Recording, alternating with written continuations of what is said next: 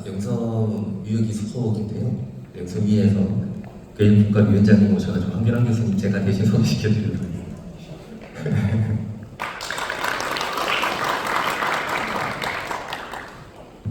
네, 방금 소개받은 전문대학교 장태리입니다. 오늘 발표를 위해서 전남대학교 윤광식 교수님 그리고 항공공조공사 전북본부 그리고 물관리 지원단에서 도움을 주셨습니다.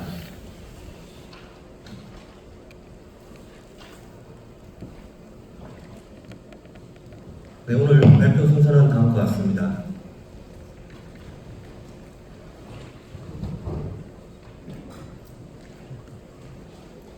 네, 먼저 전북 지역 농업용품 시설 및 공급 현황에 대해서 말씀을 드리도록 하겠습니다. 여기에 있는 자료는 저희 연구진에서 2020년도에 했던 내용을 중심으로 해서 말씀을 드리려고 합니다. 전체적으로 농업시설 현황이 조금은 바뀔 수는 있지만 크게 이제 변화가 없어서 저희들이 지난번에 연구했던 내용 중심으로 간단하게 소개해 드리도록 하겠습니다. 발표 앞서 저는 제 전공은 이제 농업수자원이고요. 그리고 이제 비정보용 관리 쪽으로 연구를 해오고 있는 상황입니다. 현재는 아까 말씀드린 대로 현재는 이제 영성유역에서 위원으로 활동을 하고 있습니다. 여러분들 뭐 잘 알고 계시겠지만 농용수라 하면 이제 논밭에 물을 대는 데 필요한 용수량을 얘기를 하고 있고요. 그리고 농용수 이제 농촌 정비법에서 정의하는 부분 그리고 최근에는 표에 있는 바와 같이 광의의 의미로 농용수를 활용하고 있습니다. 그래서 저희 농업 분야에서도 광의적인 의미로 활용을 하다 보니 그 농용수 외에서도 환경용수 등 해서 많은 요청을 하고 있는 상황인 것 같습니다. 농업용수는 보시는 바와 같이 농업적 용수구역이라는 것으로 정의를 해서 작은 소유역하고는 이제 좀 다른 의미이긴 합니다만은 작은 구역 단위로 좀 나누어서 이렇게 관리를 하고 있는 상황입니다. 전라북도에는 52개 정도가 있고요. 동진강, 만경동진강은 17개의 용수구역으로 구성되어 있습니다. 그리고 여기 계신 분들은 대체적으로 잘 알고 계시겠지만 동진강, 만경강의 농업용수 체계도 상당히 복잡한 상황으로 구성이 되어 있고요. 또 영산강에서도 마찬가지로 농업용수는 복잡한 구제도를 보여주고 있는 상황입니다. 보시는 바와 같이 전체적인 시설 현황은 양수장, 그리고 양배수장, 안전, 등 해서 많은 부분이 이제 설치가 되어 있는 상황이고요. 자세한 내용은 자료로 활용하도록 하겠습니다. 그리고 이제 많은 관심의 대상인 부분이 이제 저수지입니다. 그래서 만경강 구역에 약 400여 개가 있고 동진강에는 300여 개가 있습니다. 농어촌공사에서 약 140여 개소를 관리를 하고 있고 나머지는 시군 관리를 하고 있는데 관리가 잘 되지 않는 것이 현실인 것 같습니다. 그리고 전체적으로 대규모는 전체가 이제 한국농어촌에서 관리를 하고 있는 상황입니다. 그리고 또한 보시는 바와 같이 대간선 수로를 통해서 많은 용수가 공급이 되고 있습니다. 여기에서 보시는 뒤에 자료에도 나오겠지만 유역 외에서도 상당 부분 만경 동진강으로 농업용수를 가져다 쓰고 있는 상황입니다.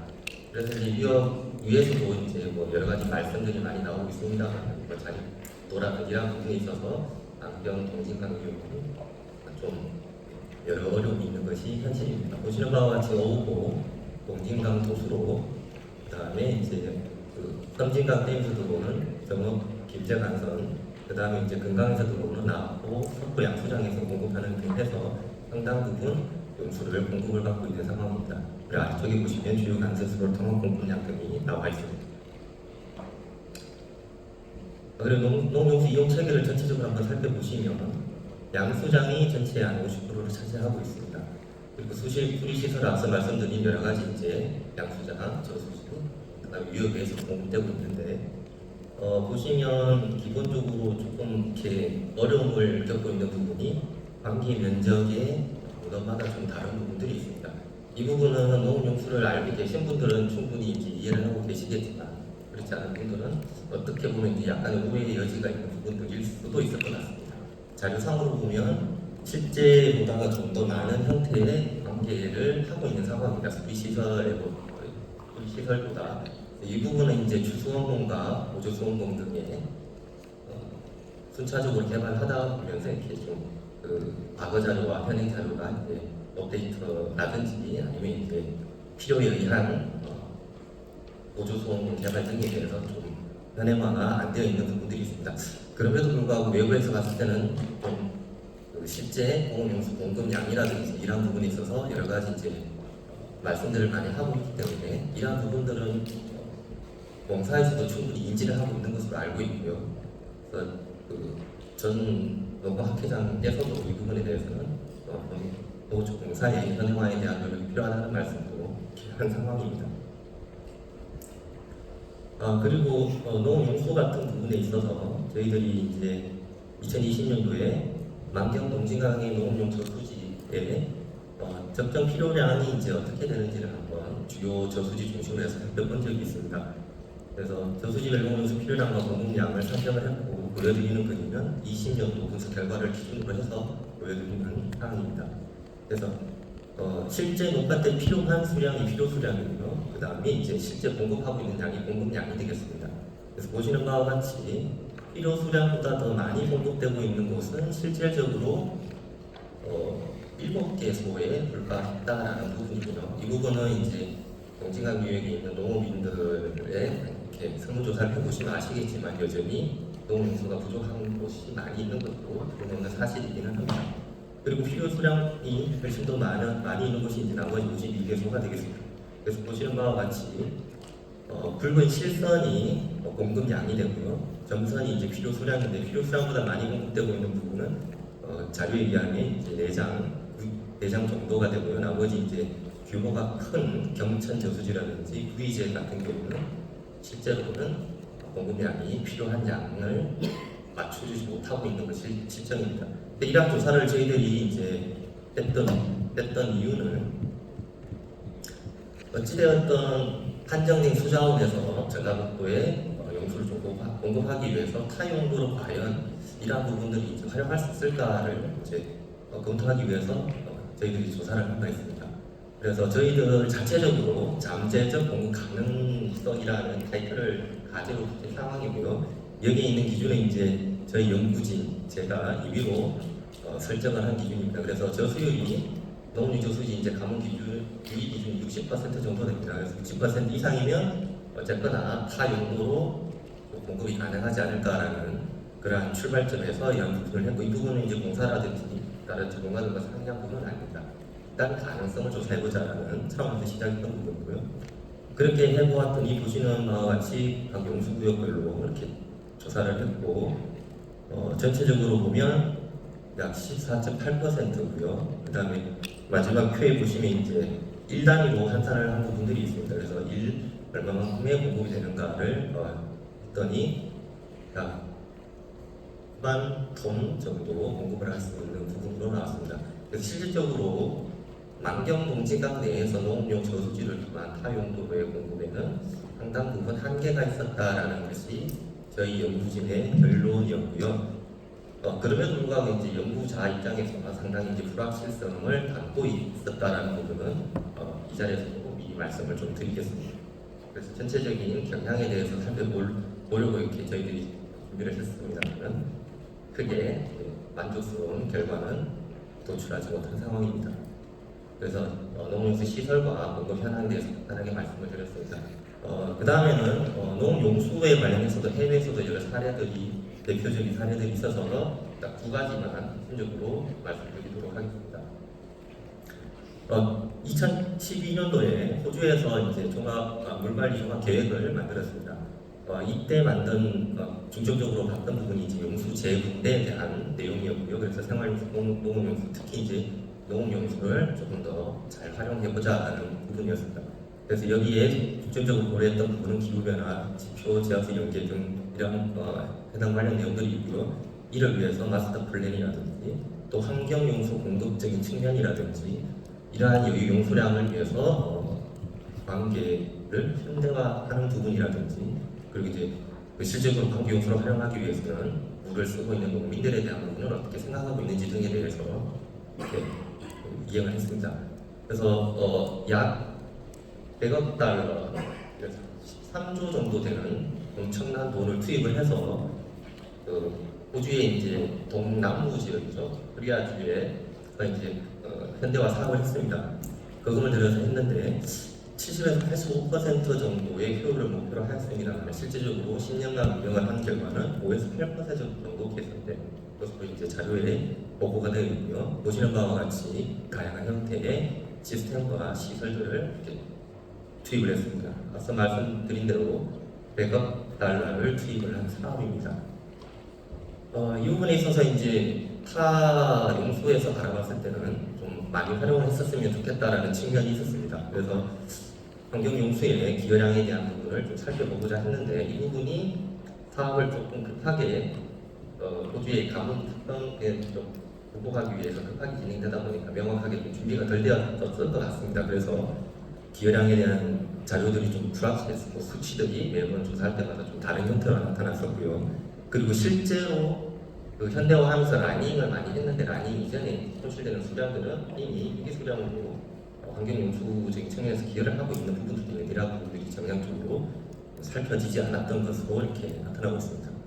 그리고 이러한 부분들이 이제 멜버른에서 뭐 이렇게 시작을 했는데 소득값도 많이 오르고 농민들도 이거는 평생에 한 번 올까 말까 기회였기 때문에 짧은 의견 수렴 기간에 농업용수 공급 단체에서도 환영을 했던 부분입니다. 근데 실제적으로 사업이 진행된 이후에 농민단체에서 큰 수혜를 보지 못하고 있고 그러다 보니까 다음과 같은 형태로 이제 많은 반발이 있었습니다.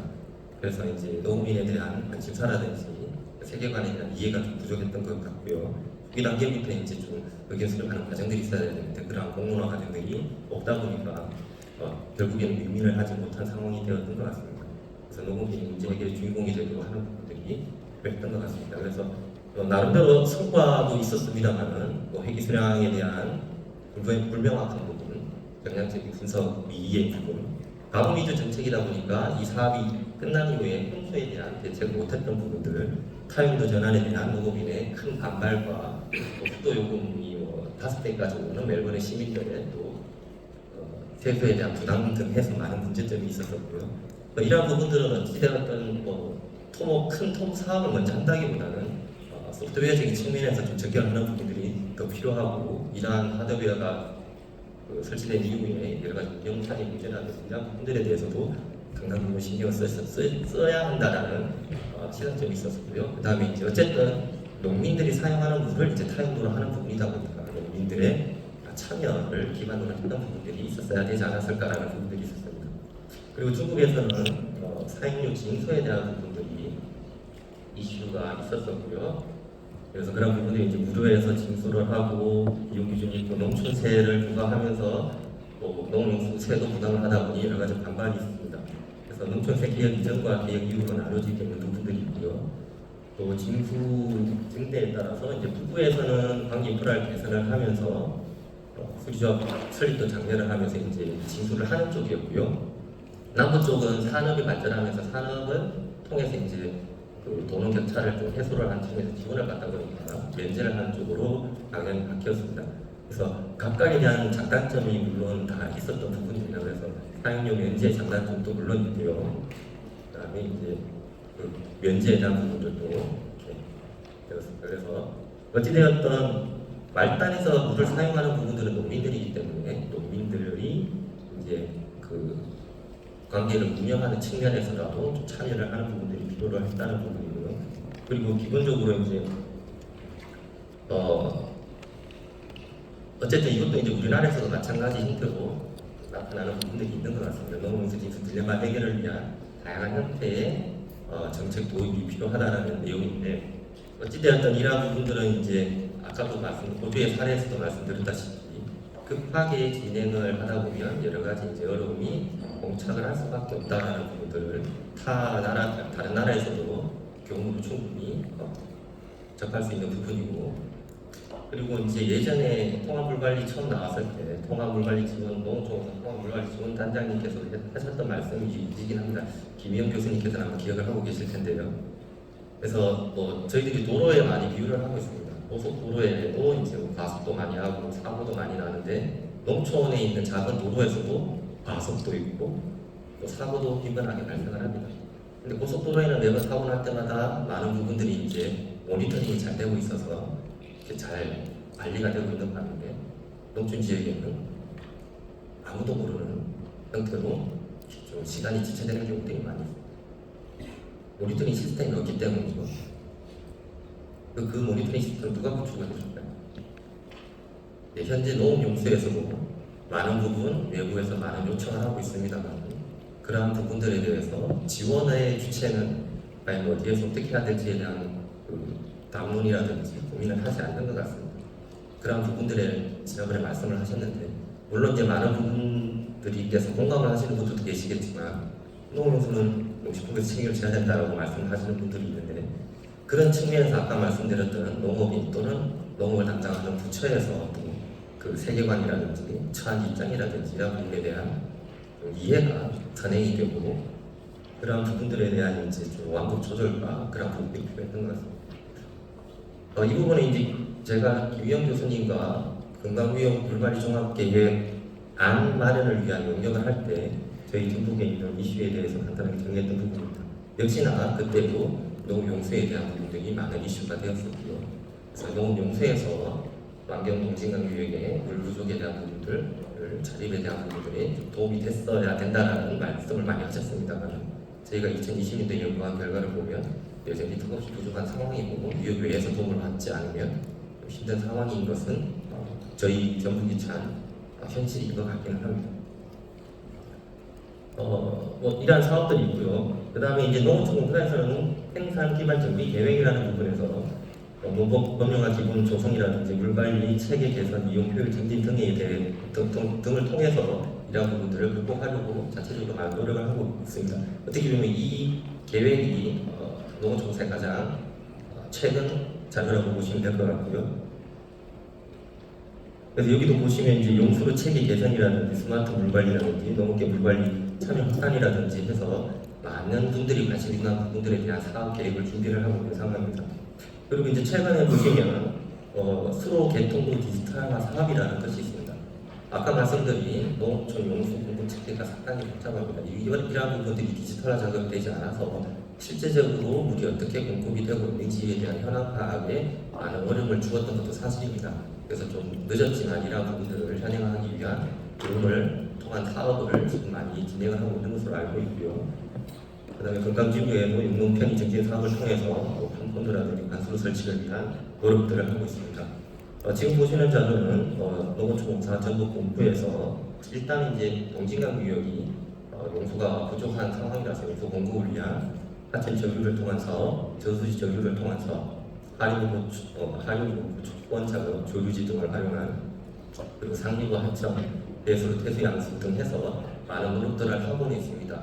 물론 이제 바깥에서 보시기에 제가 이제 농어촌공사를 대변하려고 온 것도 아니고 저 또한 농어촌공사에 많은 이제 부탁을 드리고 있는 상황임에도 불구하고 좀 도움을 많이 못 받고 있는 것도 명백한 사실입니다. 그래서 이제 그럼에도 불구하고 오랫동안 농업용수를 연구했던 입장에서 그나마 조금 여기 계신 분들보다 물론 이제 저희 손재근 교수님이 저희 쪽 대부이시긴 하시지만 그래도 조금은 더 이해도가 있는 입장에서 말씀을 드렸다고 양해를 해주시면 고맙겠습니다. 여기 보시면 이제 가장 왼쪽 그림이 여기 계신 분들이 많이 안타까워하는 상황일 수 있을 것 같습니다. 위쪽은 물이 많고요, 아래쪽은 물이 작습니다. 왜 그런지는 다들 알고 계실 텐데 이러한 부분들은 많은 이제 분들과 함께 좀 고민을 해야 되지 않을까 싶습니다. 아까도 말씀드렸다시피 특히 이 동진강 유역은 말단에 현재도 간단 관계라고 해서 월수 물 공급하고 화목은 다른 형태로 공급을 하고 있는 실정입니다. 농민들은 물이 부족한 상황이다라는 말씀이지요. 네, 이러한 여기 보시면 수천억 원을 들여서 사업을 진행을 하고 있습니다. 시간 관계상 더 많은 말씀을 드릴 수는 없을 것 같고요. 앞서 말씀드린 바와 같이 농업용수 이해에 대한 시대 파악이 정말 좀 필요하고 그다음에 제도 도입에 대한 농업의 용수에 대한 이해를 바탕으로 한 어느 정도의 이제 완급 조절이 필요할 것 같습니다. 제가 듣기로도 임건환 위원장님께서도 여기 오시기 전에 농식품부가 극악하고도 관련해서 많은 말씀을 나누셨다고 하더라고요. 그래서 그 부분에 대해서 많이 궁금해하실 것 같아서 농식품부랑 농정사 통해서 이제 제가 어떤 말씀을 드리면 좋을까요? 라고 말씀을 요청을 드렸더니 위원장님과 많은 말씀을 하셨기 때문에 저는 굳이 말씀을 안 해도 된다고 하셔가지고 또 저는 이제 그 부분은 오늘은 말씀을 줄이도록 하겠습니다. 기회가 되시면 위원장님께서도 말씀을 해주실 것 같고요. 아무튼 관객 효율화라고 해서 반드시 좋은 것만도 아니었다라는 것이 호주 사례에서 나타난 내용입니다. 이 회기수라는 부분들이 상당히 복잡하게 연결이 되어 있는 부분이라, 그리고 농업용 저수지를 통한 연계 물관리 방안 같은 경우도 풍록피기 사업 등 해서 일부 이제 추진되었지만 여기에서도 해당 부분 좀 한계가 있는 부분들이 있었습니다. 저희 연구 결과에서 보다시피 많은 분들이 만족할 수 있는 정도의 여유가 없었다는 것을 또 말씀드리면서 궁금한 부분이 있으면 나중에 또 말씀해 주시면 답변드리도록 하겠습니다. 경청해 주셔서 고맙습니다.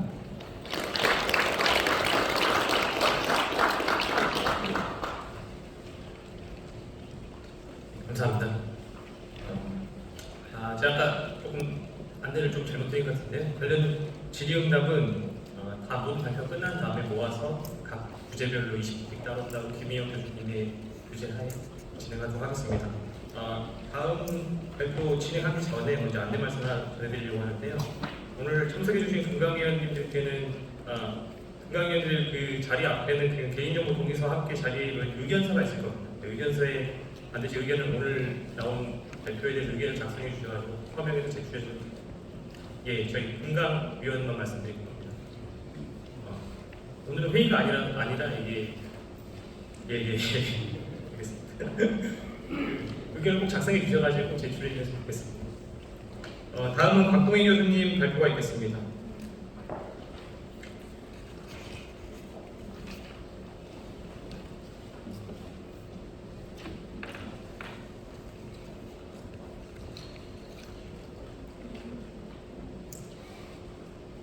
안녕하세요. 반갑습니다.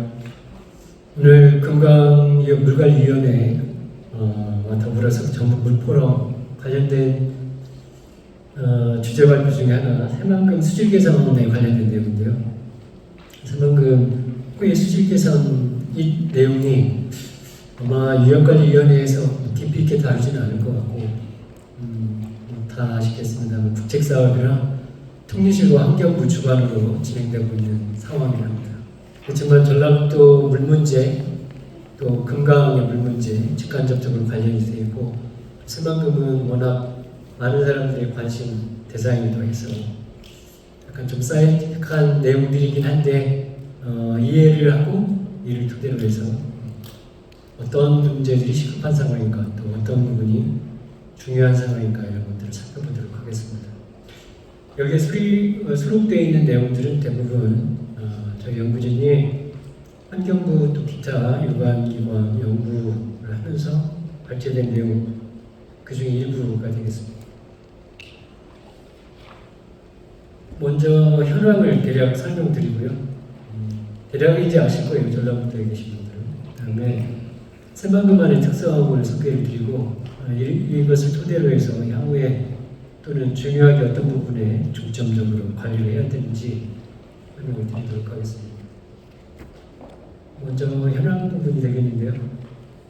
89년에 이제 정부에서 기본계획 수립을 해서 현재까지 오고 있습니다. 매우 긴 시간 동안 오고 있는데 여러 가지 우여곡절을 거치고 또 물, 토지, 기타 자연적인 여러 가지 상황들이 많이 변동되어 왔습니다. 특히 계획들이 크게 변동이 되어 왔는데 과거에 농지 위주로 해서 산업단지 개발, 또 복합 도시 개발, 최근에 진행되고 있는 수변도시 개발 이런 계획에 따라서 정책과 목표 수질도 이렇게 바뀌어 왔습니다. 참고하시면 되겠고요. 현재 내부 개발 현황은 약 48%의 매립 완료가 되어 있고 기반 시설들은 도로나 이런 부분은 거의 완성이 되어 있지만 이제 내부 토지가 아직 진행이 좀 더딘 상황으로 내부 기반 시설들은 좀 비진한 상태가 되겠습니다. 준설은 30% 정도 되겠습니다. 그래서 최근에는 많이 그래도 속도가 내고 있는데 워낙 큰 부분이라 아직도 갈 길이 멀고 다만 이제 도로들이 완성이 되고 또 이 도로를 통해서 육지의 지형이 이 그림과 같이 포인터가 이제 안 보이는데 최종적으로 우리가 목표로 하고 있는 새만금이 완성이 됐을 때 물의 흐름하고 지금은 굉장히 근접해 있습니다. 앞에서 말씀을 드렸다시피 여러 가지 상황이 많이 변동되어 왔고 이에 따라서 수위 환경이 큰 폭으로 많이 변화되어 왔습니다. 그래서 그 당시 시기 또는 현재 또 미래 이런 상황들이 많이 변화가 되고 있는데 어떤 한 시점을 가지고 새만금을 이해하는 것은 무리가 있습니다. 그래서 간략하게 수위 환경 변화의 역사를 살펴보면 초기에 개입을 했을 때 관리 수위가 마이너스 2.5m로 이제 계획 수위 설정을 하고 방조제에 착공을 하고 완공을 했을 때 초기에는 자연 유통하도록 자유 상시 유통하도록 이렇게 열려져 있었는데 조금씩 줄였어요. 당시에 이제 관문이 완성이 되면서 방수제로 이제 공사를 해야 될 시점에 다다랐습니다. 그래서 방수제 공사를 하면서 마이너스 1.6까지 낮추게 됐죠. 그 뒤에 방수제가 완공되고는 다시 이제 관리 수위까지 회복을 했는데 기억이 나실지 모르겠습니다만 초기에 상시 유통하다가 시험 과정 거쳐서 하루에 2번씩 주야간으로 관문 운전을 해서 해수가 많이 유입이 되는 상황에서 그 어선 전국 사고가 있고 하루에 한 번 주간에만 배수 관문을 가동을 하면서 해수 그 유입량이 크게 줄었습니다.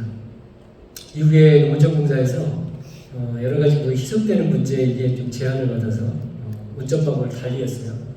달리하면서 일부 개선을 도모는 했으나 뭐 크게 많이 개선되지는 않았고 하루에 2번씩 연속식으로 2번씩 유입시키고 2번씩 배출시키고 하는 수정안도 이제 마련을 했습니다.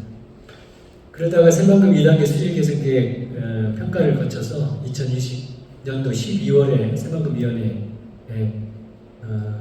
이 목표 수질 달성 여부 평가를 했어요. 그래서 장래 목표 수질 달성이 어렵다 현재처럼 운전을 해서는 그래서 2번씩 늘리는 해수 유통량 확대를 결정했습니다.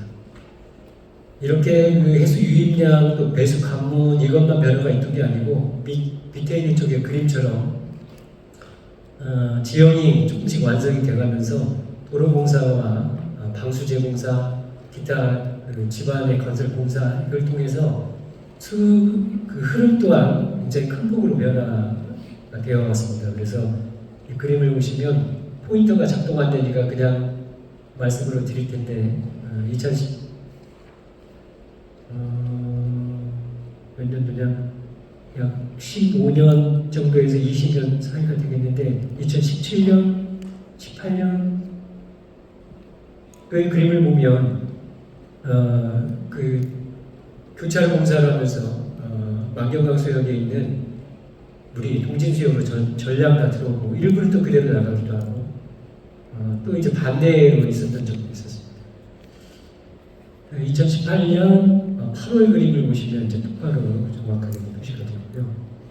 어쨌든 이런 우여곡절과 또 여기 내부에는 계속 준설을 하고 있었어요. 그래서 그때그때 수질 상황 가지고 새만금 전체를 이야기는 상당히 힘들고요.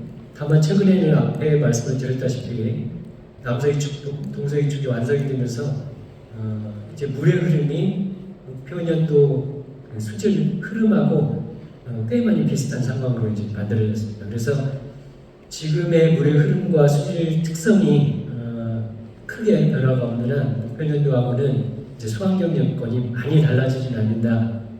다만 이제 준설하고 그때그때 조금씩은 바뀌겠지만 아주 큰 폭으로 변화하지는 않는 상황이 되겠습니다. 그래서 바야흐로 이제 지금의 수질이 나중에 목표 수질하고 상당히 밀접한 수질 상황이다 이렇게 이해를 하시면 되겠고 금방 말씀을 드렸다시피 초기에 방조제 공사를 하고 또 어선 전국 사업을 거치면서 해수 유통량이 단계별로 변화가 있었는데 초기에 많았던 시기에는 수질 상태가 좋았다가 이제 방조제가 완공되고 나서 페이스 2라고 이제 표현을 하고 있는데 페이스 2에는 한 단계가 이제 상승이 됐습니다. 그래서 수질 상태가 ME2 지점, DE2 지점, 도시용 지구간의 약간 그 상류부가 되겠습니다. 그 중심으로 살펴보면 상승하고 있다는 걸 볼 수가 있고요. 또 어선 전복사고가 나서 배수관문 가동횟수를 한 번으로 줄이고 나서는 다시 한 단계가 더해서 페이스 3로 이제 진입을 하고, 또 이제 그 방수제 공사하고 한 번만 배수관문 운전을 하면서 더더욱 이제 해수 유입량이 줄어들어서 한 단계가 또 올라갔죠. 페이스 4까지 올라가서 단계적으로 계속 수질 상황들이 악화됐다가 이제 방수제 공사가 끝나고 약간 완화되는 시기. 그렇지만 이 완화되는 폭이 워낙 작아가지고 큰 틀에서 보면 수질이 악화되고 있는 그런 추세에 있다. 다만 이제 2단계 수질 평가가 끝나고 최근 3년간 해수 유통량을 다시 이제 증가를 시키고 나서 수질 변동이 있었습니다. 이제 그것을 중심으로 해서 말씀을 보내드리도록 하겠습니다.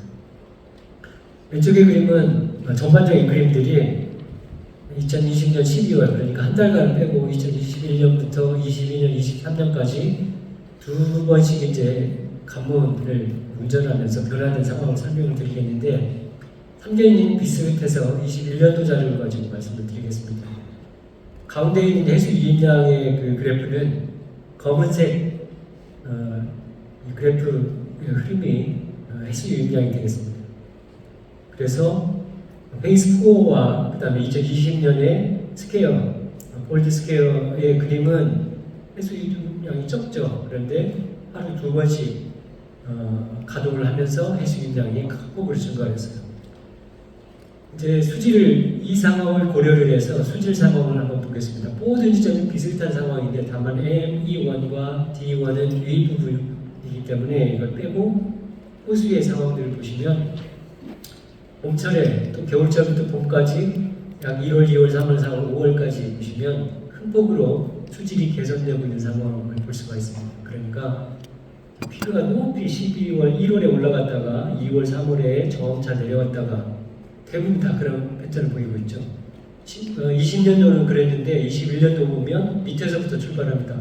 큰 폭으로 개선을 해서 밑으로 쭉 기고 있는 모습들이 보이죠. 굉장히 당시 고무적인 상황이었고 당시 연구 책임자인 저는 굉장히 많이 무거웠었는데, 사실 이제 보고서로 내놓고 실제 운전했을 때 수질 개선이 일어나지 않으면 연구 그 책임을 맡고 있는 또는 연구진들은 스트레스가 굉장히 있습니다. 이런 검증을 하는 결과가 있을 때. 그래서 매우 다행스러운, 그런데 이제 5월 정도가 돼가지고 수질이 악화되기 시작하고 2020년하고 거의 비슷한 패턴으로 회귀가 되어버렸어요. 후반부가 되면 많이 이제 개선이 다시 될 거라고 기대를 했는데 후반부에 개선은 됐으나 미진한 상태로 12월까지 쭉 돼 있고 2022년, 2023년도 이런 패턴을 보이고 있습니다.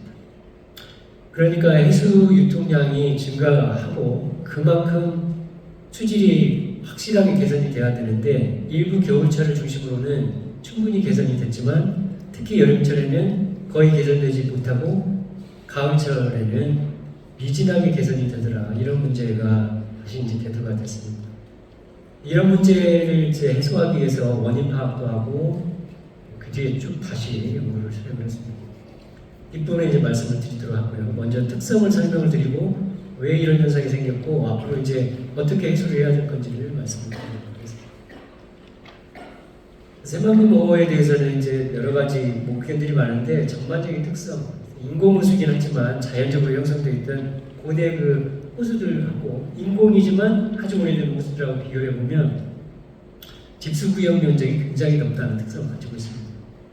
무척 넓은 건 아니지만 일반적으로 다른 데이터를 이용을 했을 때 비교를 해보니까 5번째가 되는 것 같아요. 그래서 호수 대비 집수 면적이 굉장히 크다.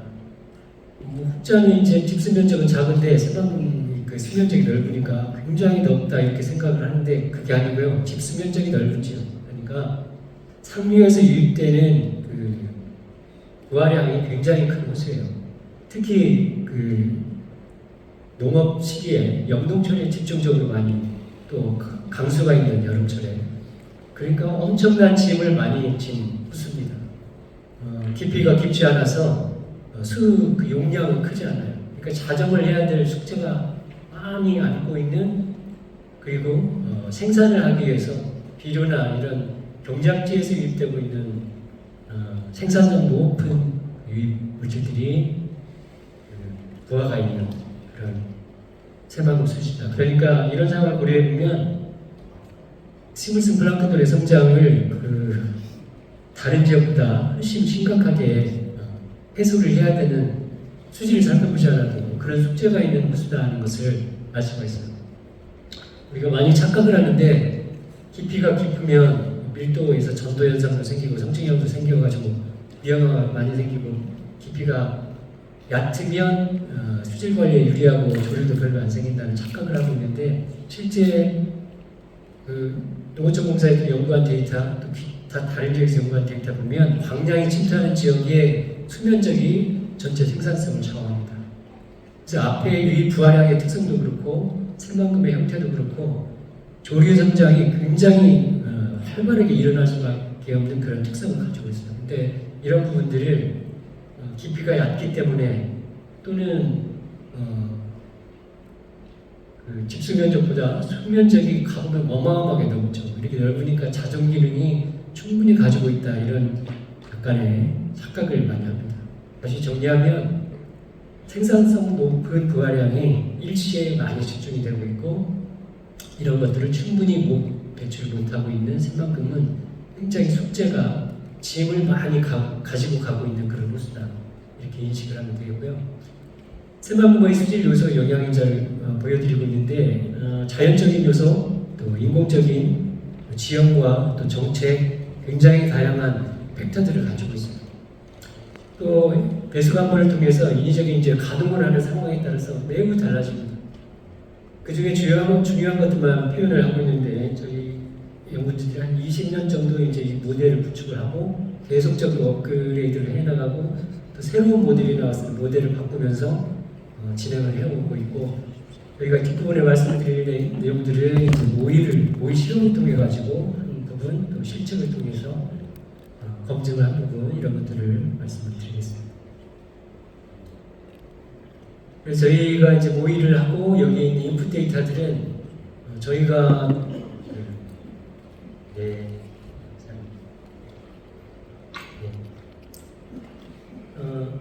잠깐만요. 그래서 가용할 수 있는 데이터들은 여기에 거의 들어가 있다고 보시면 되겠습니다. 그래서 기초적인 수질 총량 데이터에서부터 유량, 수리 수문 데이터, 그다음에 오염원에 관련된 관리 정책, 여러 가지 제도, 그다음에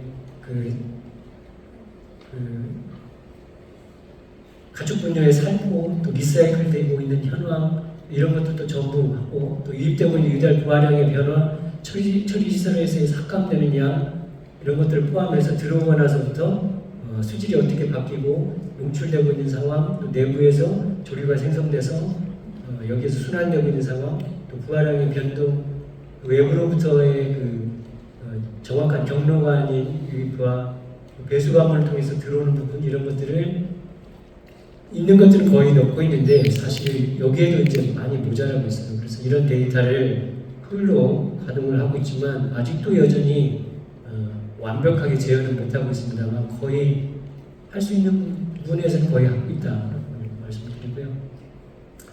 오염 부하량 추이 간략하게 말씀을 드리면, 가축 분야 추이가 중요한데 계속 늘고 있습니다.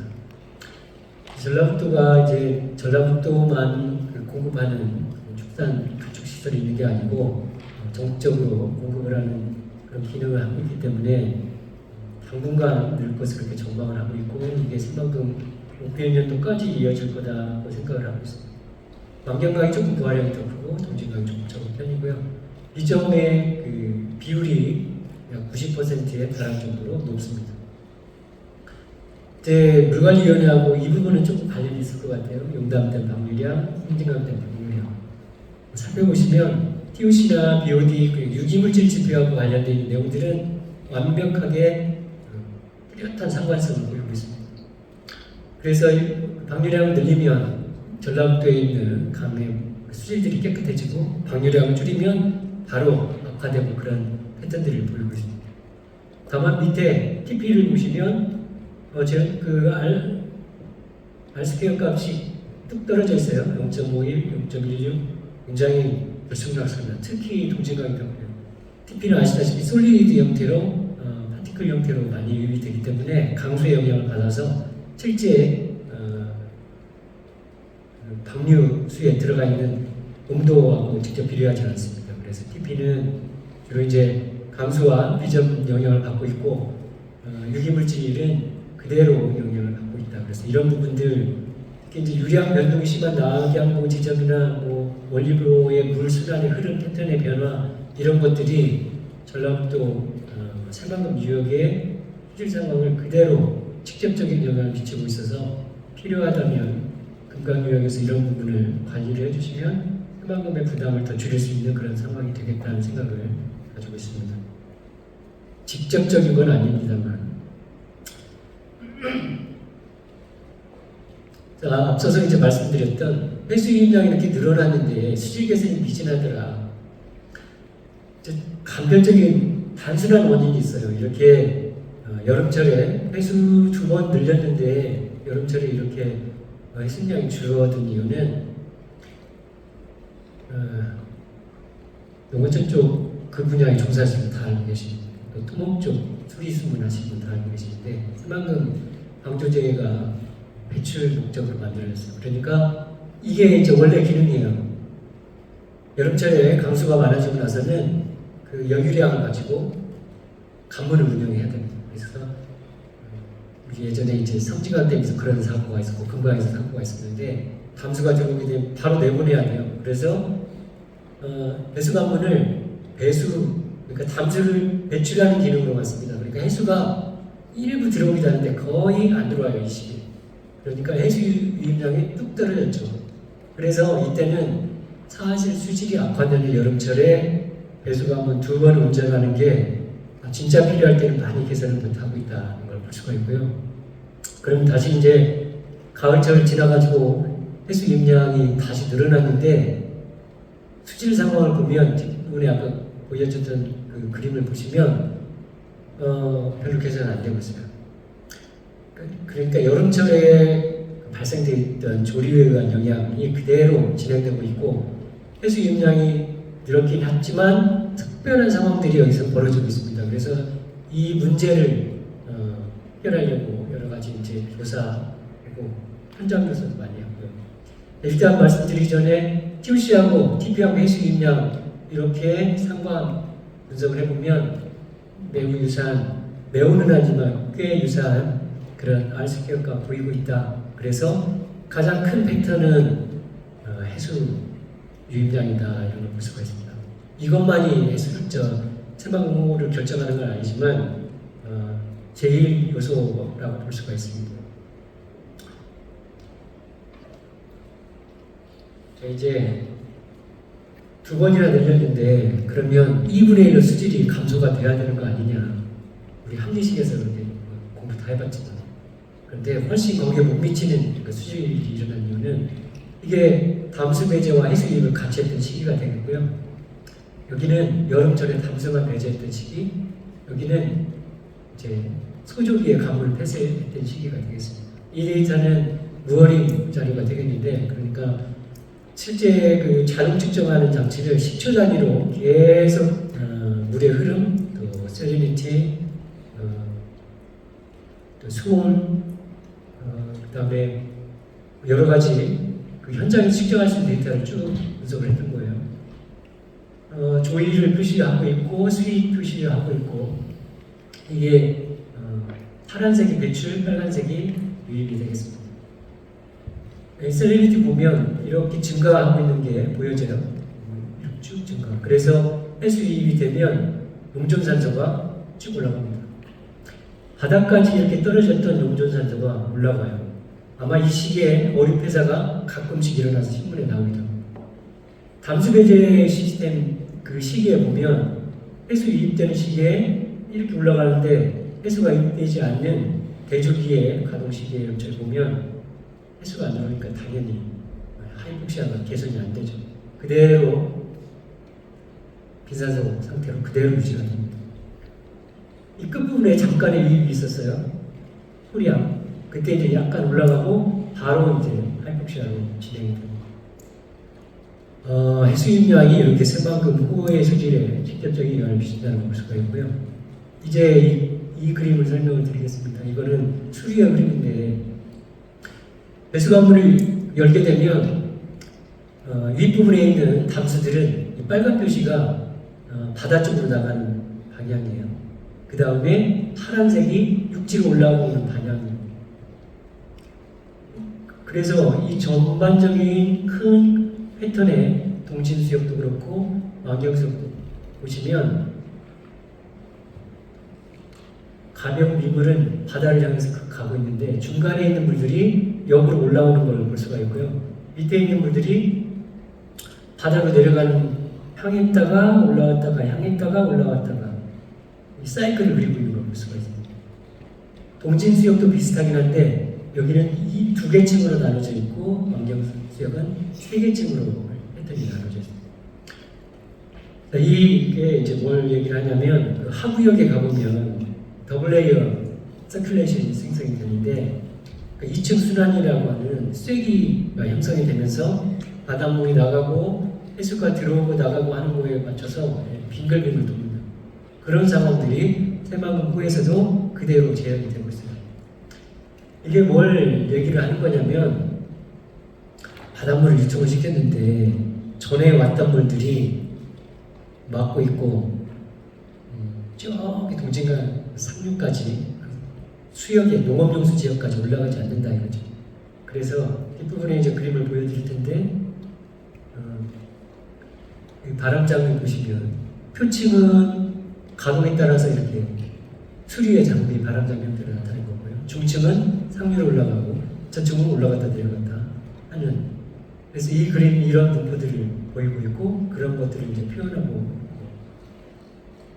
이 서큘레이션 때문에 구간별로 왕복이 형성이 됩니다. 구간마다 올라갔다가 내려갔다가 일정 구간만 올라갔다가 다시 내려가요. 그러니까 새로운 바닷물이 들어왔는데 아주 오래된 바닷물을 내보내야 되는데 그걸 못 내보내고 오래된 바닷물이 계속 농업용수 또는 도시용수의 상류 쪽에 밀려서 머물고 있다가 다시 제자리 찾아오고 이러한 그 희석 효과나 이런 것들이 굉장히 제한적으로 나타나고 있는 상황들이 발견이 되고 있고 이런 걸 해소하지 않으면 아무리 해수의 통량을 빌려도 새만금문은 한계가 있을 수밖에 없는 그런 구조적인 한계를 가지고 있습니다.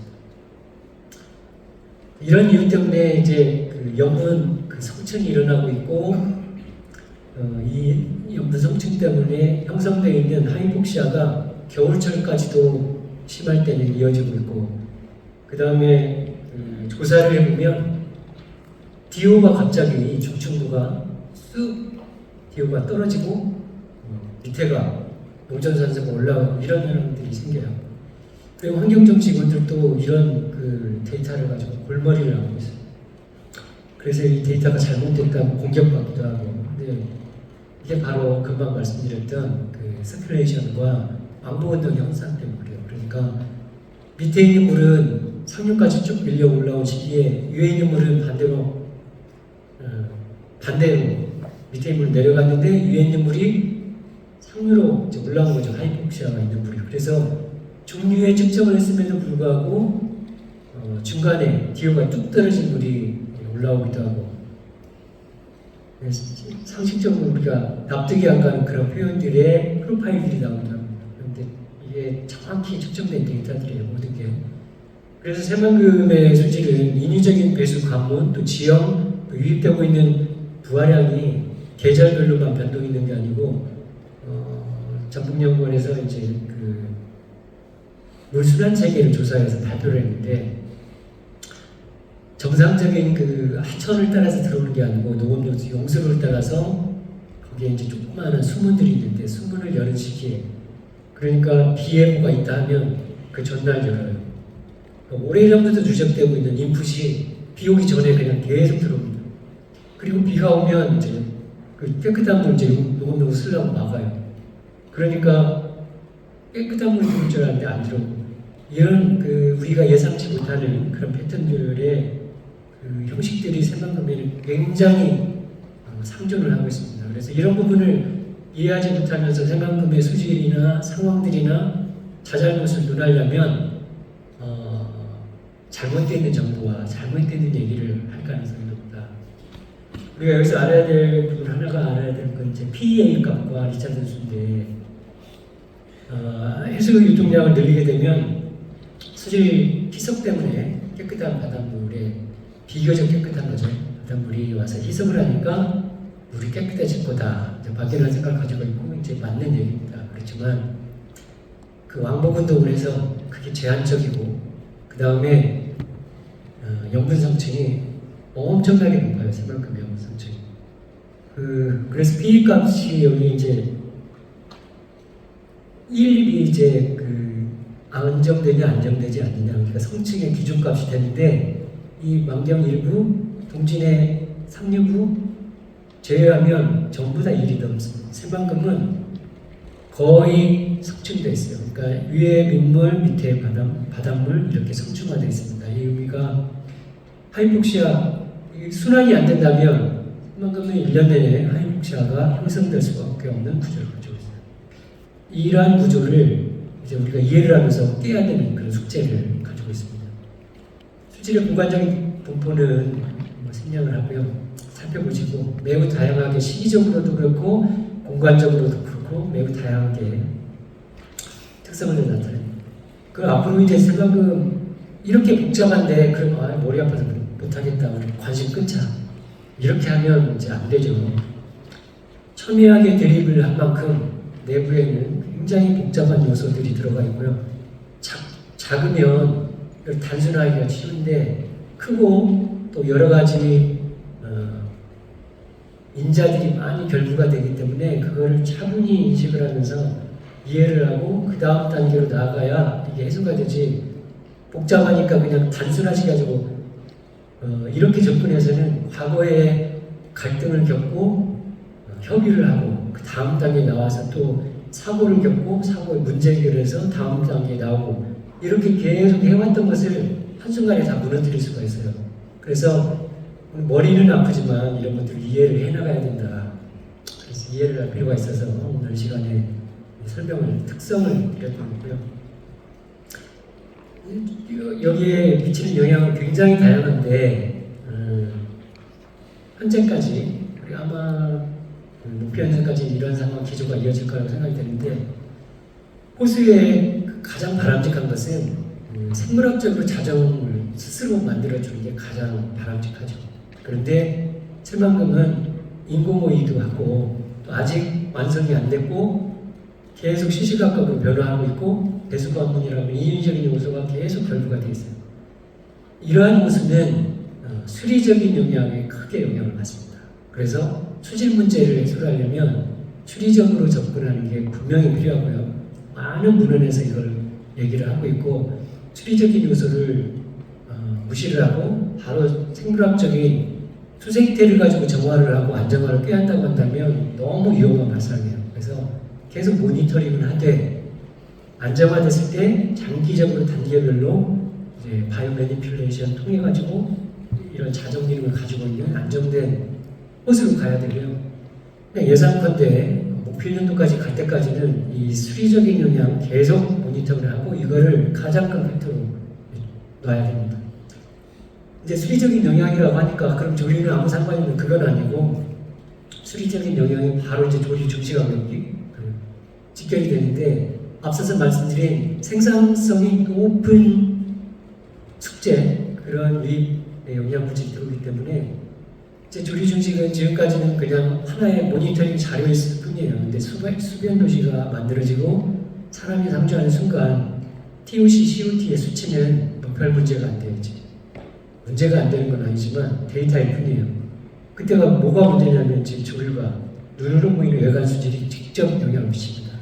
심지어 이제 냄새가 난다면 더더욱 문제가 될 텐데 그 정도까지는 아닐 거라고 보고 색도에 큰 변화가 있을 거예요.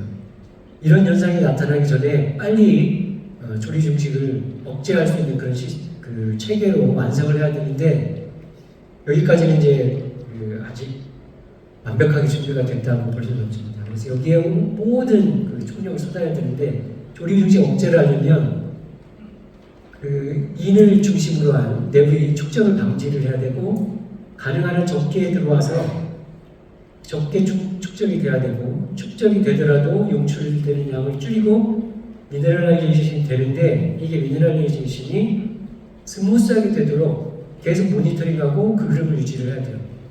예를 들어서 해저에 탄산가스 형태로 계속 이제 축적이 되는데 인이 수산 아파타이트 형태로 이제 이런 칼슘 포스페이트 형태로 이제 축적이 돼야 되는데 이런 부분을 계속 모니터링하면서 용출이 안 되게 계속 이제 나가야 됩니다.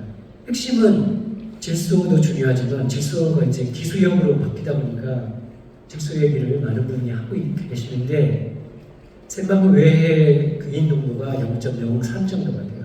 그리고 상류에서 들어온 질소 농도는 꽤 높습니다. 훨씬 높아요.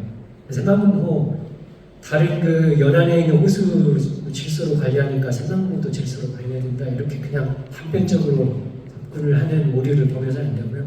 여기는 계속적으로 인을 관리를 할 수밖에 없고 키 팩터는 인이 되겠습니다.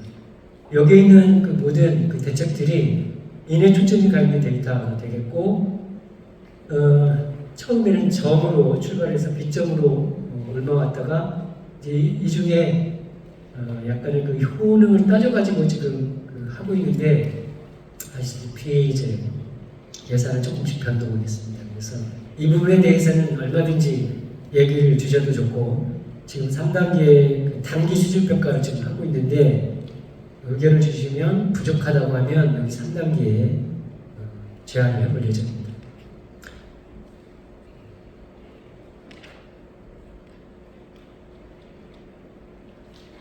가장 중요하다기보다 쉽게 할 수 있는 방법은 유입 부하량이에요. 전라북도에서 상당히 유입 부하량을 많이 줄였습니다. 그래서 과거 데이터를 쭉 보시면 부하량 줄어드는 걸 볼 수가 있어요. 이렇게 끝내버리면 안 됩니다. 그러니까 그러면 전라북도에서 역할이 이제 끝난다는 얘기 아니고 앞서서 말씀을 드렸다시피 복잡해진 간선 수로 농업용 수로를 통해서 농업용 수로에서 내부 생성이 되게 플러스가 돼가지고 이게 이제 인풋이 데이터에 안 잡혀 있는 인풋이 있어요. 향후에 이제 우리가 파악을 해야 될 부분이 이 부분이 있습니다. 그래서 이제 전라북도에서 할 건 아니지만 환경부의 이제 다음의 스텝이 뭐냐면 인풋 데이터를 거의 연평균 데이터, 월평균 데이터만 가지고 있고요. 일정 데이터는 테이블에서 계산되어 있는 인풋 데이터입니다. 이 시시각각으로 변하는 인풋 데이터가 없어요. 상당히 많은 비용이 들어가고 조사도 해야 되고 그래서 이제 뒤로 미루고 있지만 다음 단계에 3단계 수준 대책이 끝나면 이 부분을 이제 해야 될 것 같고요. 그래서 비정원에 포함되어 있는 컨트롤 가능한 인을 파티클 인 또는 내부 생성으로 인해서 농전성인이 파티클로 전환되어 있는 인을 여기서 이제 조사를 해서 해야 되고 일반적으로 이제 총인설이나 통해서 일반적 시설을 통해서 감축할 거를 이제 대부분 감축이 됐다고 봐요. 나머지 이제 불명수량 아까 얘기했던 비점 수를 통해서 다른 경로로 들어오는 인 이런 것들을 잡으면 되겠습니다. 필요하다면 축산에서 나오는 것까지 잡아주시는 게 좋겠는데 저도 이제 저축산 저영양 축산 하면서 연구도 했는데 굉장히 어려운 부분인 것 같아요. 정말 좀 해야 되고 홍근원 교수님 계십니다. 아마 홍근원 교수님 정도는 이걸 이해를 하실 것 같아요. 또 박영기 교수님도 이해를 하고 계시고 수리를 하시는 분들은 이 부분 이해를 하시더라고요. 그러니까 외부에서 입자가 들어오면 다 나간다고 이제 생각을 하고 또는 모두 다 침전이 된다고 생각을 하고 해양에서 들어오는 입자는 생각을 안 해요. 이 시뮬레이션은 이걸 지금 이제 FFT 3D로 한 게 아니고 EFDC로 이제 모사를 한 데이터인데 여기에 이제 물감을 풀었을 때 이 입자 빨간 또는 파란 입자들이 조금 지나면 2017년도에 그 흐름상을 가지고 있는데 답을 말씀드리면 이 외곽에 다 축적이 됩니다.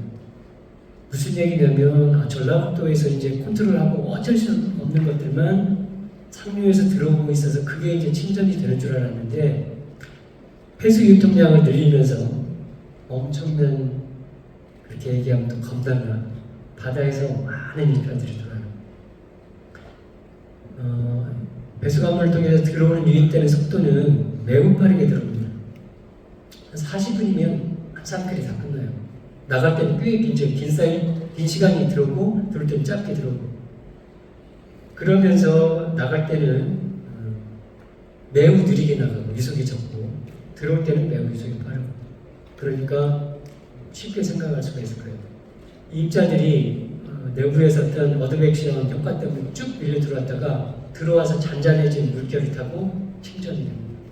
나가는 건 별로 없고요. 그렇기 때문에 새만금 호수가 더 살펴보니까 이 조류 입자들이 많이 들어와요.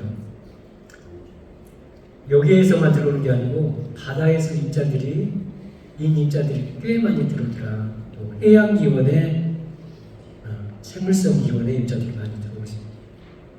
그래서 축사분유다 이런 데 들어오는 인 여기에 가라앉아 가지고 조류의 형성이 되고 가을철에 못 나가고 사멸하고 도시 용주구 안에 다시 가라앉아서 내년에 또는 하이폭시아가 연출돼 가지고 다시 조류가 성장이 되는데 바다에서부터 들어와 가지고 여기에 쌓여요.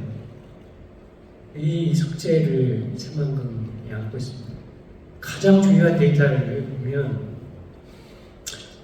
이제 이 호수가 지속 가능한 형태로 갈 건지 상당히 위기를 봉착할 건지 입자들 보시죠. 이제 넘어가겠습니다. 저 구석으로 계속 몰리고 있어요. 그렇죠? 거의 뭐 끝났습니다.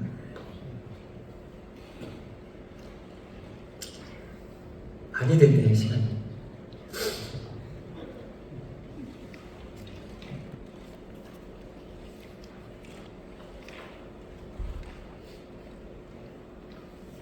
갑자기 잊어버렸습니다. 다시 되겠습니다. 이 인이 이제 내부에 순환되고 있는데 이렇게 계속 유입되고 있는 순환되고 있는데 잘 침전이 되고 무기화가 잘 되면 괜찮아요. 그런데 이 무기화되는 상황도 좀 우려스러운 상황으로 약간 있습니다. 그래서 우리가 그 파티클에 용출될 수 있는 인인지 그렇지 않은 인인지 그것들을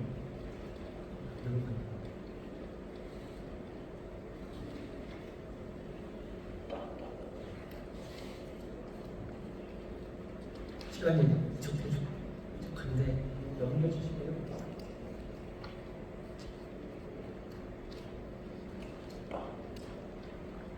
계속 모니터링을 하고 있고 이게 아직 데이터가 많지 않아가지고 확인은 아직 안 되고 있어서 어쨌든 이제 용출이 안 된 형태로 계속 진행이 되면 좋겠다는 바람을 가지고 있고 이것들이 인의 그 가장 중요하게 볼 거는 도시역의 인의 농도예요.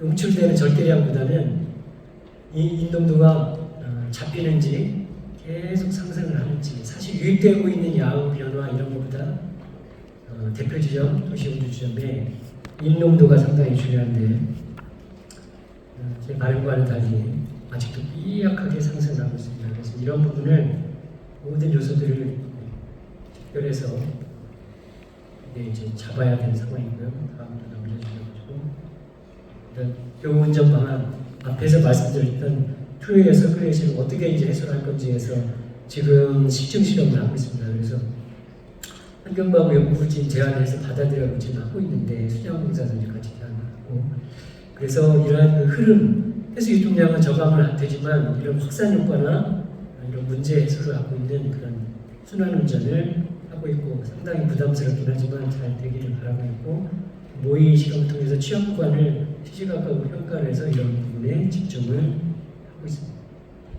자 이제 그 말씀을 마무리하고요.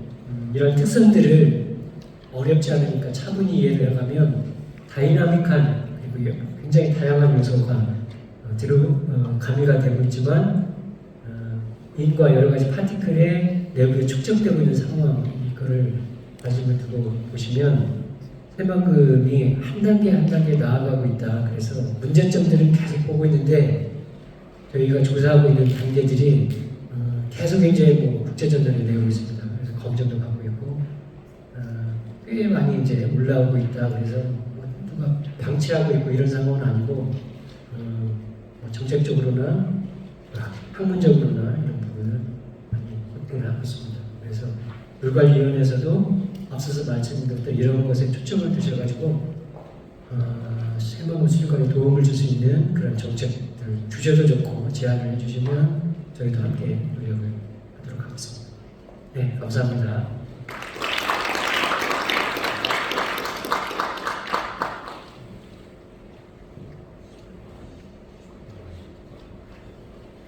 감사합니다. 마지막으로 전주대학교 유규성 교수님 주제 발표를 듣겠습니다.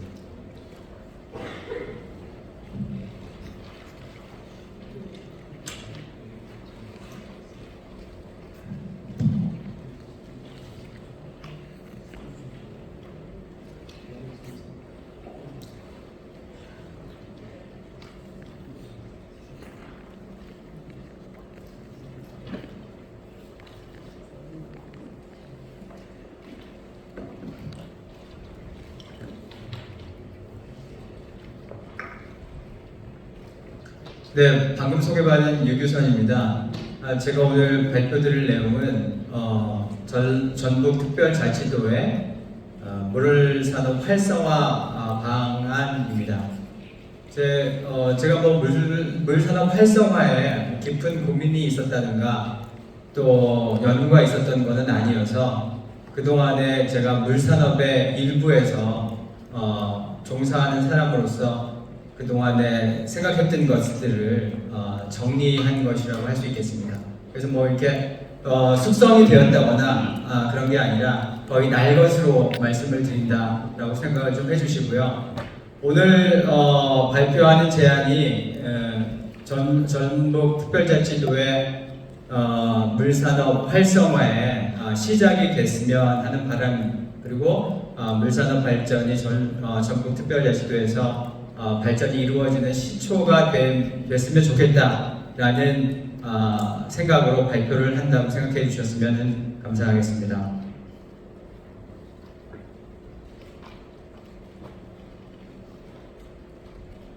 또 앞에서는 이제 데이터가 굉장히 많으셔가지고 짧은 시간에 하시느라고 고생하셨는데 저는 데이터가 많지 않기 때문에 최대한 빨리 해서 마치도록 하겠습니다. 네.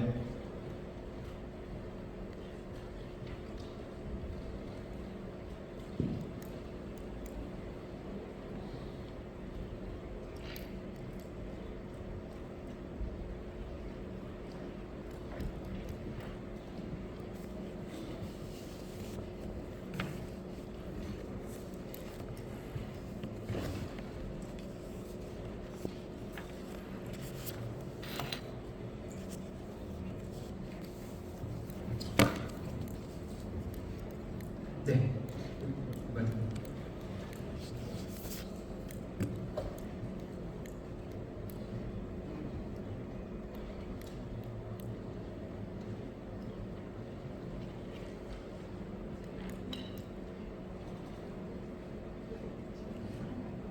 네, 이것도 나와.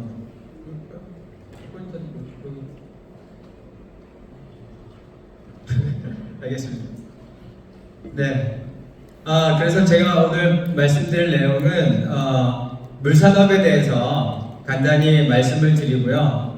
그 다음에 제가 생각하는 물산업의 당면한 과제, 다분히 제 주관적인 생각이고 저의 연구 분야도 뭐 관계가 있는 부분을 중심으로 해서 당면한 우리 물산업의 과제가 무엇인가에 대해서 간단히 소개를 드리고요. 그 다음에 이제 우리 전북특별자치도하고 관련해서 우리 국토종합개발 계획이 있습니다. 국토종합개발 계획하고 전라북도의 종합계획이 어떻게 연관이 있으며 또 서해안 황해권의 경제나 산업 발전이 어떻게 지금 계획이 되어 있는가를 살펴보고 마지막으로 다분히 개인적인 전라북도 물산업 활성화 방안을 제안해 보도록 하겠습니다. 사실 우리나라에서는 물산업이라는 개념이 뭐 생각이 별로 없었죠. 최근에서야 나왔던 것 같습니다. 저희가 공부하고 시작할 때는 그냥 공공의 서비스, 깨끗한 물을 공급을 하고 그 다음에 발생한 합폐수는 다시 자연으로 돌려보내는 공공의 서비스 개념, 위생공학의 개념으로 접근을 했다가 이제 뭐 얼마 안 되는 기간에 이제 물산업이라는 말이 사용하게 되고 물의 가치와 물산업의 가치를 알게 되었던 것 같습니다. 그래서 기존에도 뭐 어떤 기업이든지 간에 우리 환경에 돈을 쓴다고 하는 환경으로 인해서 돈을 번다고 생각하는 것보다는 항상 돈을 쓰는 것, 소비하는 것으로 생각을 해가지고 항상 투자도 줄이고 사람도 줄이고 이러는 패턴이 우리의 패턴이었던 것 같습니다. 근데 지금은 완전히 바뀌어 있는 거죠. 그래서 뭐 협의의 물산업이라고 하면은 뭐 합폐수를 용수죠. 앞에서 뭐 생활용수, 공업용수, 농업용수, 용수를 개발을 해서 공급하는 것. 그리고 거기에서 사용하고 나오는 합폐수를 다시 자연으로 보내는 것이 협의의 물산업이라고 정의한다면 광의의 물산업이라고 하면은 물순환 체계 전 과정에 관련되는 그러한 분야를 포괄한다고 할 수 있을 것 같습니다.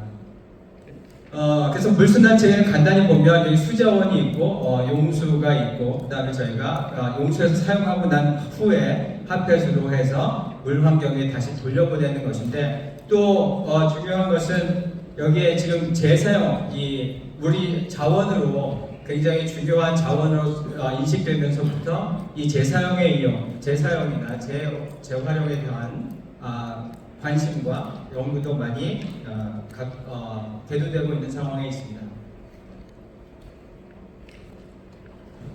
그 다음에 그 물 정의를, 물 가치 사슬을 이용해서 정의를 한다고 하면은 총 4단계로 구분이 가능하다고 얘기할 수 있습니다. 근데 우리가 기존에 잘 알고 있는 그 물 산업이라고 하면은 건설 시공, 그래서 그 수자원이나 상수도 관련 인프라를 건설하는 것, 그 다음에 운영하는 것, 그리고 설계, 컨설팅, 이것은 기존의 물산업의 우리가 고정관념으로 알고 있는 물산업이라고 하면 여기 제조업이 있습니다. 이 제조업이 상당히 물산업 클러스터에는 중요하다고 생각이 됩니다. 다음 장에서 말씀을 드리겠지만 물산업이 단순히 물산업 자체가 아니라 제조업과 긴밀하게 연결되는 산업 생태계를 구축하는 것이 물산업이며 또 물산업이 발전하기 위해서는 제조업이 같이 발전해야 된다라는 것이 되겠습니다. 그래서 이런 4단계로 단순히 건설 시공부터 컨설팅까지가 아니라 제조업 분야도 물산업의 일 분야가 될 수 있다는 것이 되겠습니다. 그리고 이 물산업은 어느 한 정부 부서, 어느 한 부서만이 관여하는 것이 아니라 환경부에서부터 시작을 해서 농림부나 해수부나 산업부나 행정부까지 모두 다 같이 함께 머리를 맞대고 해결해야 할 문제고 그리고 발전을 시키려면은 이렇게 다 많은 이해관계자들이 협조해서 발전시킬 수밖에 없다라는 것이 우리 법률 체계에서도 알 수 있는 것이 되겠습니다. 잠깐 물산업 현황을 살펴보겠습니다. 이거는 2023년도 물산업 통계조사 보고서 내용인데 매출액에 있어서는 약 49조 6,200억 원 정도로 해서 국내 총생산의 약 2.3% 정도 차지하는 걸로 나와 있고 사업체 수는 17,500여 업체가 지금 산업을 수행하고 있는 것으로 나타났습니다. 거기에 종사자 수는 약 20만 7,700여 명이 종사하고 있고 수출액으로는 약 2조 556억 원 정도인데 이 국내 총생산의 2.3%면 결코 작은 부분은 아닌 것 같습니다. 당면한 당면한 과제인데요. 제가 다분히 개인적으로 물 문제나 환경 문제를 위해서 해결하기 위해서는 기술의 고도화가 필요합니다. 그래서 수처리 기술 고도화인데 수처리 기술 고도화는 여기 수생태계 보존을 위한 고도화 처리도 있고 초순수 제조 기술을 위한 기술도 있습니다. 이 초순수는 지금 반도체 산업이 워낙 핫 이슈가 되고 있고 그뿐만이 아니라 2차 전지, 자동차 전기 자동차 등이 인기를 끌면서 2차 전지에 대한 기술이 굉장히 발달하고 있어서 그쪽 반도체나 2차 전지 생산을 위해서 꼭 필요한 것이 초순수 제조 기술이 되겠습니다. 그리고 이제 에너지 자립화 기술인데요. 에너지 자립화 기술은 폐수 처리 시설이 항상 에너지를 굉장히 많이 소비하는 다소비 시설이 되고 그에 반해서 에너지를 생산한다거나 아니면 에너지를 절약하는 면에서 굉장히 취약한 구조였고 그동안에는 별로 그쪽에 관심을 가지지 않았던 것이 또 사실입니다. 그래서 에너지 자립화 기술이나 에너지 재생 기술 이런 것들이 필요한데 여기에는 좀 이따 이제 설명을 드리겠지만 BES라고 해서 생물 전기화학 시스템이 기존의 폐수 처리 시스템에 도입될 수가 있고 아니면 새롭게 접근할 수가 있는 기술이 되겠습니다. 그리고 이제 난분해성 물질 처리 기술인데 이것도 기술의 고도화가 필요한 것이 산업이 발달하면 발달할수록 우리 인간 세계에 오는 새로운 물질들이 점점 많아지게 되고 그것들을 처리하고자 하는 방법들은 상당히 제한적이 됩니다. 그래서 이러한 물질들을 처리하는 것들이 지금 핫 이슈가 되고 있고 그것 중에 하나가 아까 말씀드렸던 반도체 폐수나 2차 전지 폐수 같은 거기에서 나온 폐수들이 상당히 난분해성 물질을 많이 포함하고 있고 그리고 그것들을 처리해야 하는 방법들이 개발된 것이 없기 때문에 사실 그것도 굉장히 우리가 처리해야 할 우리가 개발해야 할 기술이라고 할 수 있겠습니다. 우리 전라북도 전북자치도의 입장에서 좀 다행스러운 것은 지금 이 초순수 제조 기술이나 초순수 제조 기술 같은 경우에는 전주대학교의 정종민 교수께서 굉장히 활발하게 연구를 하고 계시고 그 다음에 여기 반도체 폐수나 2차 전지 폐수를 처리하기 위한 연구는 전북대 김현우 교수께서 굉장히 활발하게 연구를 하고 있는 상황에 있어서 우리 전북자치도 입장에서는 그런 인력 자원을 기술을 개발할 수 있는 인력 자원을 충분히 확보하고 있다. 그리고 비록 올드 패션이긴 하지만 제가 해양대 송영채 교수님하고 같이 6년 이상 BS 연구를 하고 있어서 어쨌든 인적 자원이나 기초 연구의 인프라는 전북자치도가 충분히 가지고 있는 것이 아닌가 하는 것이 제 판단이 되겠습니다.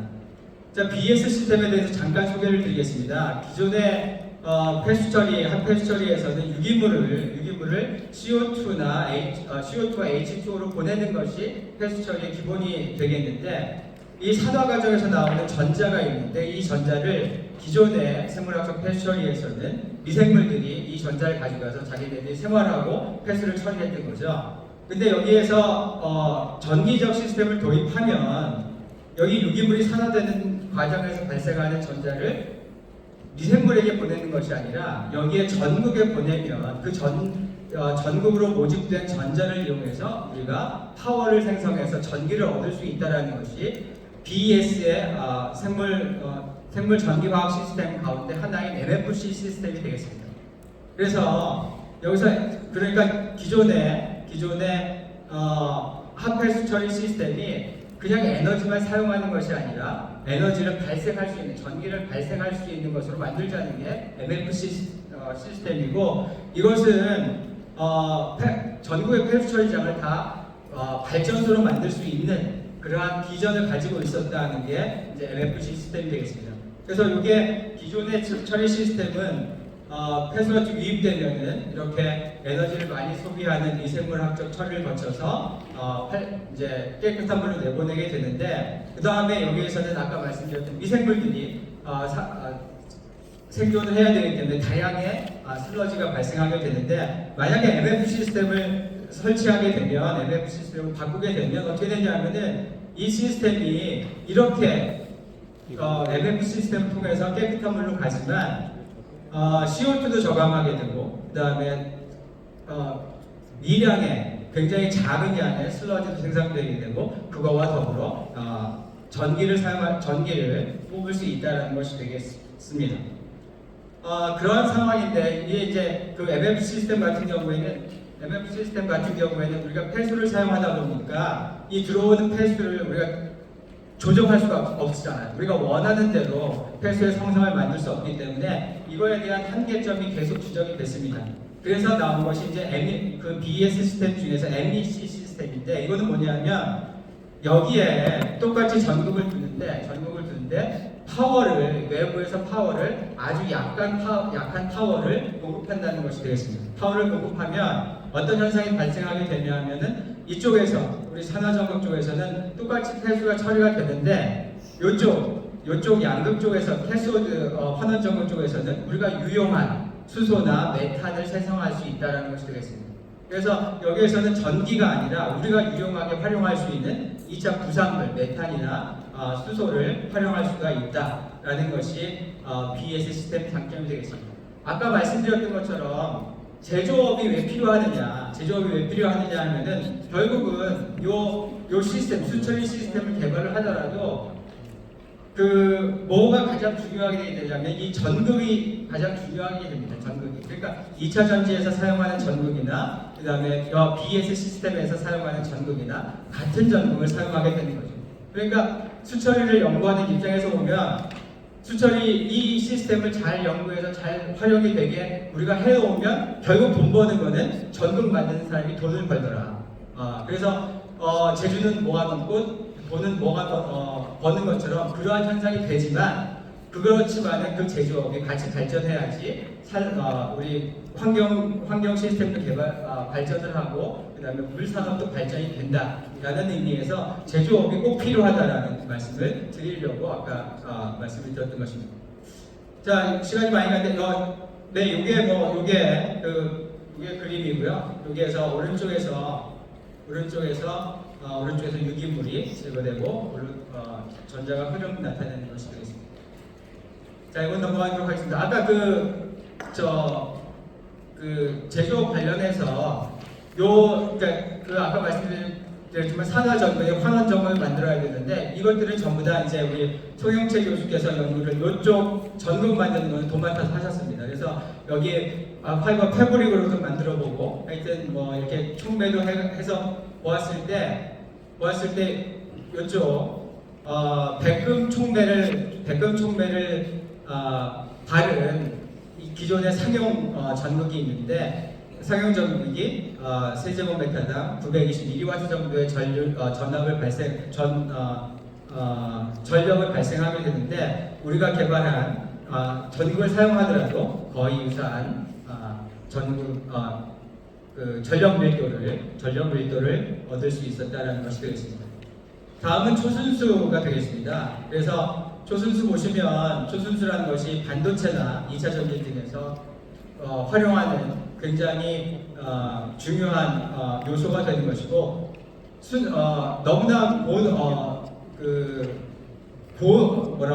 굉장히 높은 수질의 물을 요구하고 있습니다. 단위는 ppb나 ppd 단위를 요구하고 있어서 굉장히 중요한 것이 되겠고 반도체 같은 경우는 10년 동안 우리 수출 1위 산업이라고 그러네요. 그리고 2023년까지 약 252억 달러의 시장으로 예상하고 있고 그래서 요구되는 그 높은 수질과 그다음에 수량을 공급하는 것이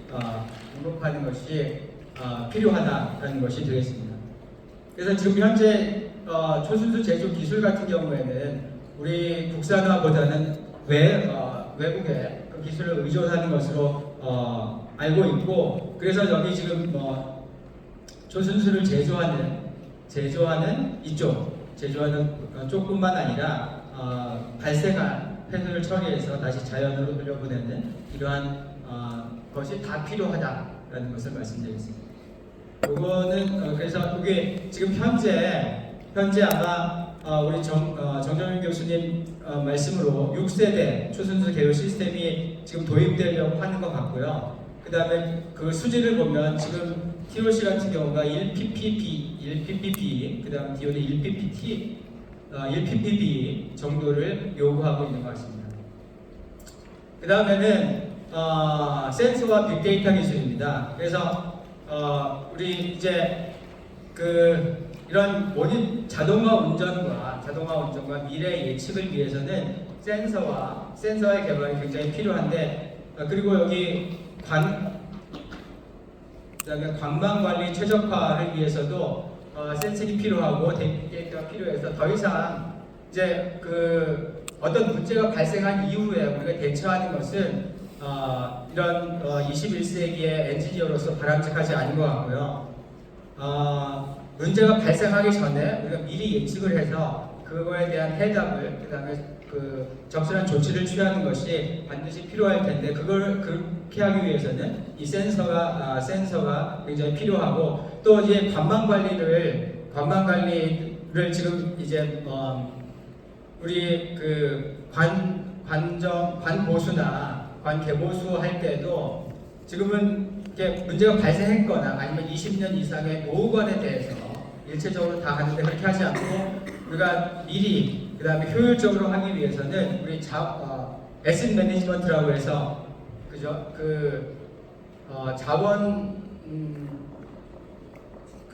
자원으로 자산 관리법을 도입해서 자산 관리법을 도입돼야 되는데, 그것도 마찬가지로 이런 센서나 빅데이터가 필요한 상황이 되겠습니다.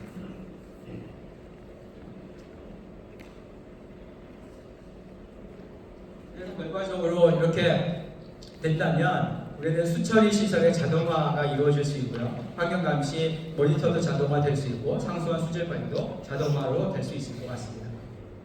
네, 그래서 전라북도는 지금 현재 우리 오차 국토 종합 개발에 의하면 모두를 위한 국토 함께 누리는 3터가 우리 대한민국의 비전이 되는데, 요 밑에 허브 구조로서 전라북도의 지역 계획은 사람이 모이는 농생명, 신재생, 융복합, 신산업 중심 도시 중심이 비전이 되어 있습니다.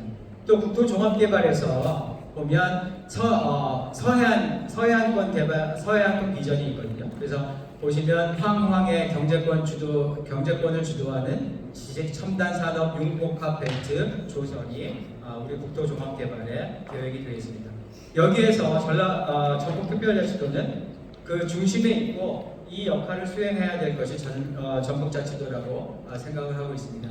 그래서 전북자치도 종합계획을 보면 비전이 여기 미래 신산업 중심의 생태 문명 수도 전라북도로 되어 있고, 지금 우리가 관련되어 있는 물산업, 그다음에 기타 새만금 산단이나 2차 전지 나 2차 산업 단지를 보면 전부 다 이러한 스마트 목표 두 번째 스마트 농생명 신산업, 그다음에 SOC 새만금 완성이라는 목표와 연계되어 있습니다.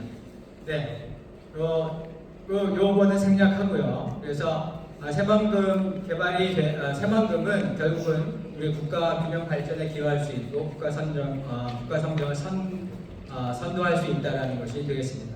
그래서 방안을 말씀드리겠습니다. 그래서 이 물산업은 어떤 바로 1년이나 2년 사이에 물산업이 활성화된다든가 물산업이 발전될 수 있는 것이 아니기 때문에 장기적인 목표를 가지고 가야 됩니다. 그래서 물산업 활성화를 위한 전담 조직이 반드시 필요할 것이다라고 생각합니다. 그리고 이제 마찬가지로 물산업진흥법이죠. 물관리기술 발전 및 물산업진흥법에 보면 시도지사의 역할이 분명히 정해져 있기 때문에 더 이상 미루지 말고 미룰 것 없이 기본 지역적 특성에 따라서 물관리기술 발전이나 진행 계획을 수립하는 것이 반드시 필요하다고 시급한 과제라고 생각을 합니다. 이미 찾아보니까 김보국 박사님이 제공하신 자료인데 보니까 이미 다른 지자체에서 이미 조례나 이런 것들을 통해서 물산업 기본 방향 계획을 수립하고 진행하고 있습니다. 사실 별로 늦지 않은 것 같습니다. 23년이나 22년, 23년에 진행되고 있어서 반드시 필요하다고 판단이 되고요. 그다음에는 이제 가칭인데요. 새만금 물산업 클러스터를 조성하는 계획을 실행해야 되지 않을까 싶습니다. 목표는 최첨단 수처리 기술 개발과 융복합 물산업 육성인데, 여기에서 아까도 말씀드렸듯이 어떤 물산업의 중심이 될 수 있는 허브를 구축하는 것이 하나의 클러스터의 내용이 되겠는데, 이 허브가 되기 위해서는 어쨌든 기관이 그 중심이 되는 것이 가장 효과적일 거라고 생각이 됩니다. 그래서 물산업진흥원이나 물산업인증원을 신설해서 지금 현재 조성되어 있는 클러스터, 지금 현재 대구에 조성되어 있거든요. 여기하고 대응할 수 있는 서부 지역을 대표할 수 있는 클러스터를 조성하는 것이 어떤가. 그래서 다른 지역과 인근의 그 물산업 기관들과 그 연계를 하는 그런 방안이 있을 것 같습니다. 그 다음에 연구의 차별화는 아까 말씀드린 것 같고요. 그다음에 초순도 제조 시설이나 2차 전지 폐수, 그다음에 자산관리 기법을 도입하는 것, 이런 것이 되겠습니다. 또 하나 생각하는 것은 글로벌 인재 양성인데, 아직도 뭐 여러 물산업에 종사하시는 분들도 생각하고 계시겠지만 중국이나 아니면은 동남아시아나 아직도 환경기술이 그렇게 발전하지 않은 물산업이 태동되지 않은 그러한 지역에 대해서도 우리의 기술 수출도 있고 인재를 양성할 그런 필요도 있을 것 같습니다.